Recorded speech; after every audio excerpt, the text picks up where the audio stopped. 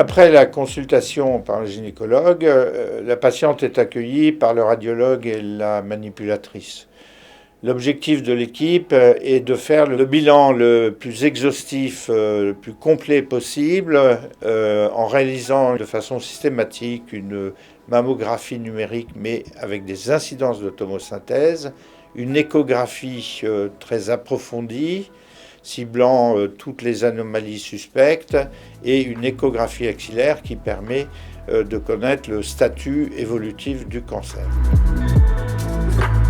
Une fois que le bilan est fait, on passe à la pratique des biopsies sous anesthésie locale. En général, ça fait pas mal. On est rassurant, on y va progressivement, on explique bien les choses. Et donc, on fait des prélèvements qui permettent de connaître le statut histologique du cancer. Une fois que les prélèvements sont réalisés, on prévient la patiente que les résultats nous seront disponibles 3 jours plus tard, et donc la gynécologue sera en mesure de leur apporter toutes les informations nécessaires.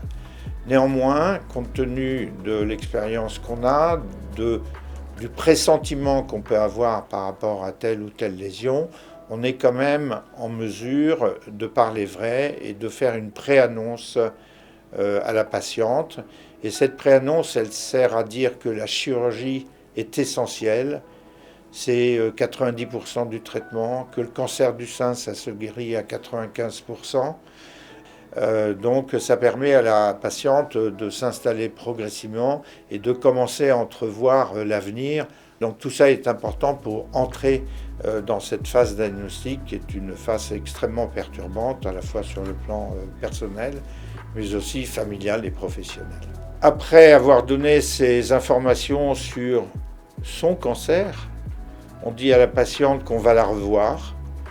Et puis on lui dit d'aller revoir la secrétaire, ma secrétaire, qui s'occupe de toute la filière de prise en charge du cancer du sein, parce que c'est important de pouvoir s'arrimer à des gens qui sont solides, qui connaissent les processus, qui sont en lien parfait avec le secrétariat de gynécologie et avec les gynécologues.